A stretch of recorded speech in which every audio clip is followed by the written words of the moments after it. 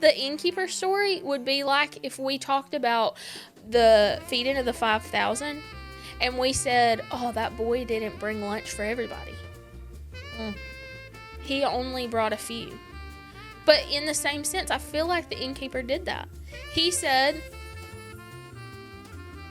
I'll give you what I have. Yeah. I don't have a room, but I'll give you this. Mm-hmm. Will you make do with this? Mm-hmm. Can you... What if he had said, I don't have anything? Where would they have gone? Here we go. Hey, everybody. Welcome back to For Heaven's Sake. Jenny, let me introduce this episode again. This is episode 13. I'm your co-host, Kaylin Jones. And I'm Jenny Morgan. And this is day 13, and today we are talking about the Innkeeper. I really am not as good at it as you. Well, we each have our strengths. There's so much. You bring the comedy, I bring the structure. Well, somebody's got to be funny. Hey, that's why we're good. Teamwork. But you know, our notes would beg to differ.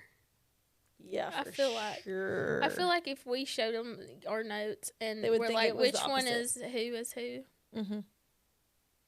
Anyways, I'm just glad I'm the funny one. Just kidding. I think you just like to make people laugh. Do you? I mean, if I didn't like for people to laugh, then my life would be miserable because people just naturally laugh at me. At you or with you? I don't know. Thankful for you, friend. Yeah, I'm thankful for you. I wanted to read you comments from our TikTok that we had, and I never got to do that. I need to do that. Yeah, maybe in a minute. Okay. And maybe. Let's see. I'm going to start off by reading Did you hear me do it? No. Did you hear me switch from funny to, like, serious? Yeah, that's you did good. That's the switch that you talk about. Yep. Okay. I did it. She tells me I wink at the wrong camera, too. You look at the wrong camera. Oh.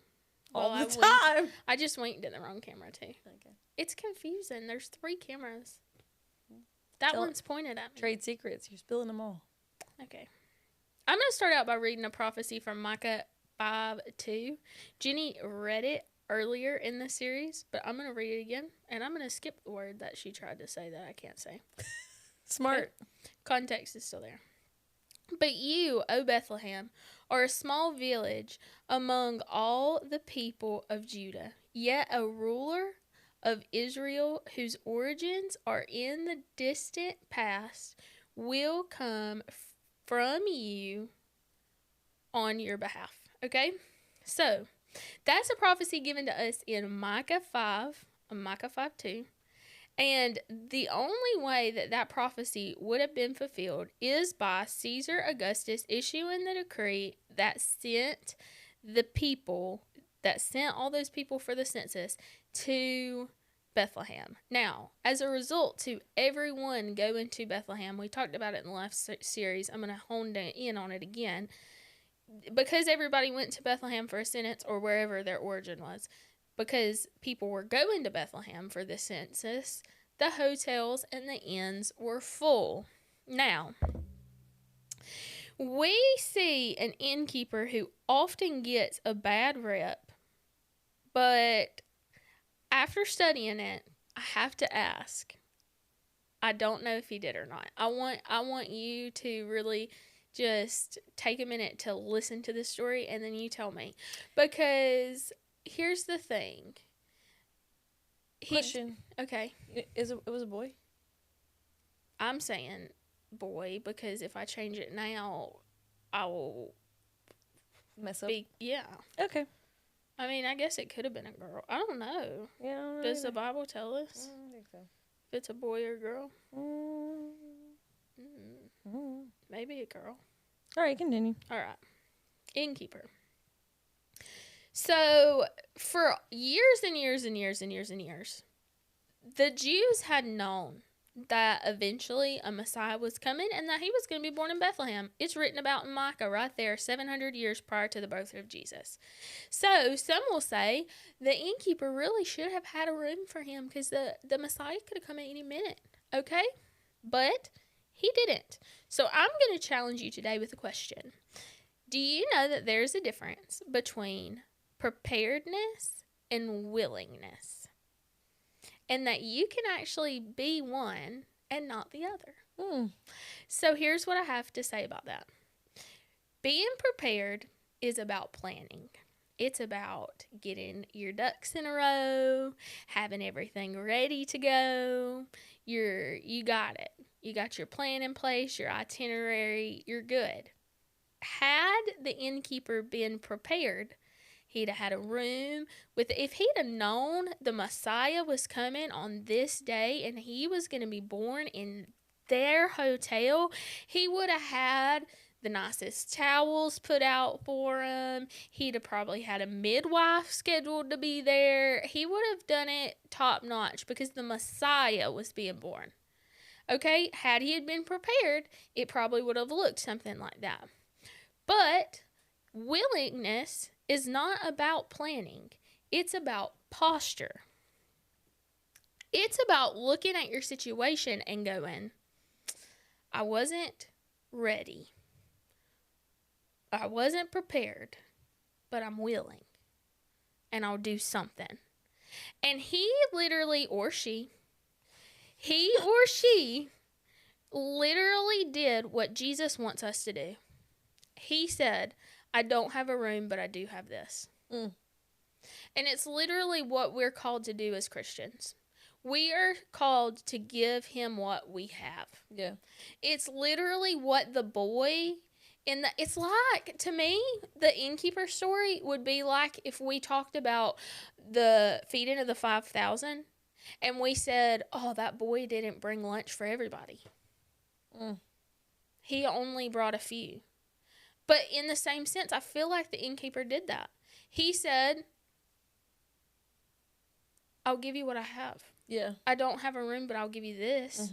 Will you make do with this? Mm-hmm. What if he had said, I don't have anything? Where would they have gone? What, would she have been born in a donkey? Like, or Jesus been born on a foot? I don't know. So that's another common misconception we're going to address right now. In Scripture, it never says that Mary rode on a donkey. Hot take. Who knew? It actually doesn't say it. You can look it up. It doesn't say anything about a donkey anywhere. Because we were arguing.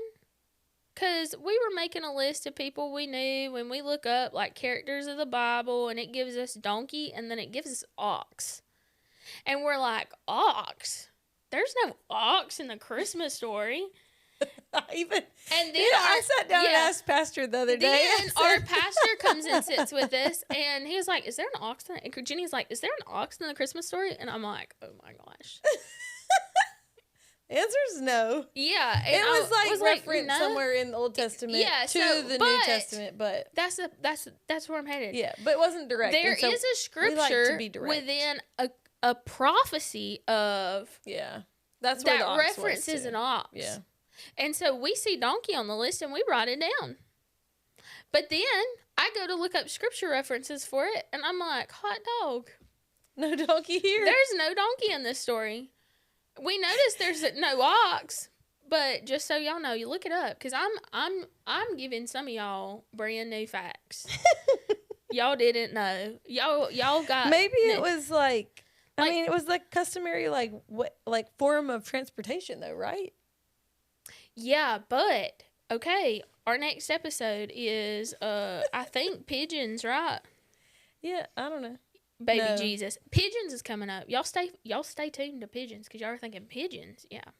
Pigeons in the Christmas story. Poor man's sacrifice. Yeah. So they think it's very likely they didn't have a donkey, that she walked that walk. Walked? You know how far that is? Pregnant. No wonder she went into labor when she got there. That's so far. Y'all. Okay, getting back to what I was talking about, though. There's a difference between being prepared and being willing.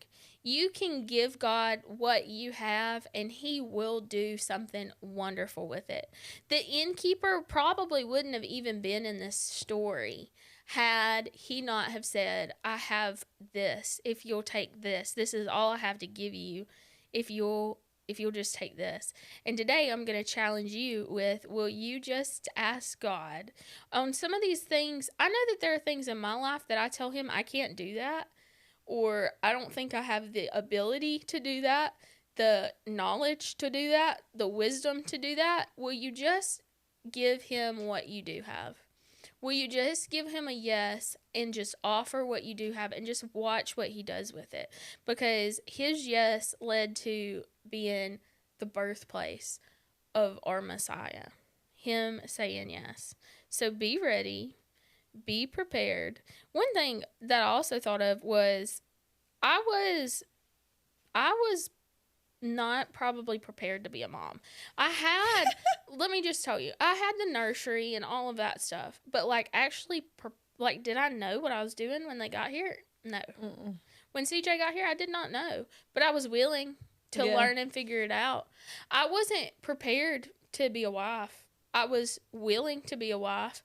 I had the dress. I was ready for the wedding. I had the excitement to be with my husband. But in the heat of the moment, when I had to decide where to put the shower curtain and how to put the toilet paper out, and I mean, for real. Are you under or over? Over. Over everyone, yeah. Yeah. Okay. Yeah. That's the only right way. Yeah. Okay.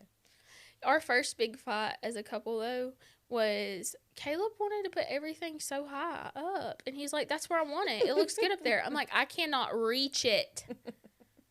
So, yeah. I married a tall man. So, we were ready. We were prepared for, we were willing to do a podcast where we probably, God will meet you where you are and he'll give you what you don't have. Yeah. He just will. That's good. And that's what I challenge you with today. And that's my major takeaway from the innkeeper story. So, you have anything to add? Nope. Such as that. All right. See you next time on For Heaven's Sake. Sake. Bye, guys. Bye. 14. Here we come.